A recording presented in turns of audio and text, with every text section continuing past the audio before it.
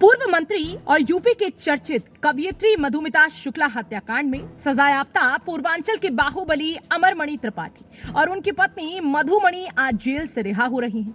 हत्याकांड में उम्र कैद की सजा काट रहे अमरमणि के अच्छे आचरण के चलते समय से पहले रिहाई का आदेश जारी कर दिया गया। अमरमणि त्रिपाठी 20 साल के बाद जेल की सलाखों से बाहर निकलेंगे, लेकिन एक वक्त था जब यूपी में उनके नाम की तूती बोलती थी।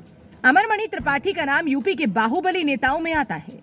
एक समय था जब पूर्वी यूपी में उनका अच्छा खासा रसूख था। यूपी की राजनीति में वो कभी सपा तो कभी बसपा और कमल के फूल के साथ रहकर सत्ता का सुख भोगते रहे, लेकिन मधुमिता हत्याकांड के बाद उनके सितारे गर्दिश में चले जाते गए।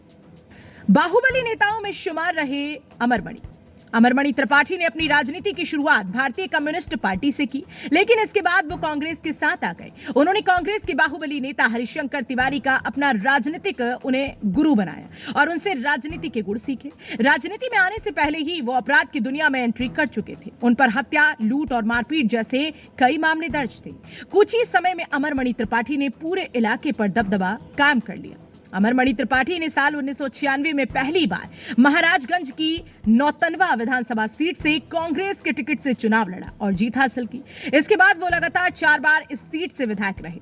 1997 में वो कांग्रेस को छोड़कर लोकतांत्रिक कांग्रेस पार्टी में शामिल हो गए और फिर कल्याण सिंह की सरकार में मंत्री बन गए। साल 2001 में बस्ती के एक बिजनेसमैन के बेटे के अपहरण के मामले में उनका नाम आया तो बीजेपी ने उनसे किनारा कर लिया। हर राजनीतिक दल से साथ भोगा सत्ता सुख।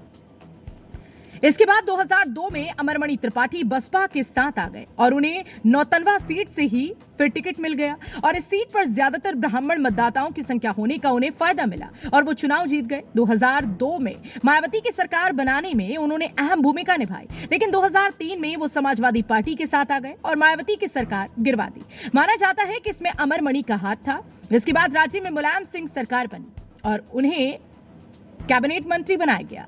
मधुमिता हत्याकांड से मचा भूचाल। साल 2003 में कवयित्री मधुमिता शुक्ला हत्याकांड के बाद उनके जीवन में ऐसा भूचाल आया कि वो उससे उभर नहीं सके। मधुमिता की गोली मारकर हत्या कर दी गई थी। जांच में पता चला कि वो उस समय गर्भवती थी। डीएनए जांच में बच्चे के पिता के तौर पर अमरमणि त्रिपाठी का नाम आया। साल 2007 में उन्हें इस मामले में दोषी पाया गया और अदालत ने उन्हें आजीवन कैद की सजा सुनाई। जेल में रहकर उन्होंने अपने बेटे अमरमणि त्रिपाठी को भी विधायक बनाया। कई बार उन पर जेल से ज्यादा अस्पताल में समय बिताने का आरोप लगा। बता दें कि लखनऊ के निशादगंज स्थित पेपर मिल कॉलोनी में 9 मई 2003 में मशहूर कवयित्री मधुमिता शुक्ला की गोली मारकर हत्या कर दी गई। तत्कालीन मुख्यमंत्री मायावती ने इस मामले पर राजनीतिक गरमाने के बाद इस हत्याकांड की जांच सीबीआई को सौंप दी थी। जांच के दौरान अमरमणि पर गवाहों को धमकाने के आरोप लगे तो मामले को देहरादून की फास्ट ट्रैक कोर्ट शिफ्ट किया गया, जहां जांच एजेंसी ने अमरमणि और उनकी पत्नी मधुमणि को दोषी करार दिया। मामले में सुनवाई करते हुए देहरादून की फास्ट ट्रैक कोर्ट ने 24 अक्टूबर 2007 को पूर्व मंत्री अमरमणि और उनकी पत्नी मधुमणि समेत उनके भतीजे रोहित चतुर्वेदी और शूटर संतोष राय को दोषी करार देते हुए उम्र कैद की सजा सुनाई। फिलहाल अब 20 साल सजा काटने के बाद उनके अच्छे आचरण को देखते हुए उनकी बची हुई सजा को माफ कर दिया गया है।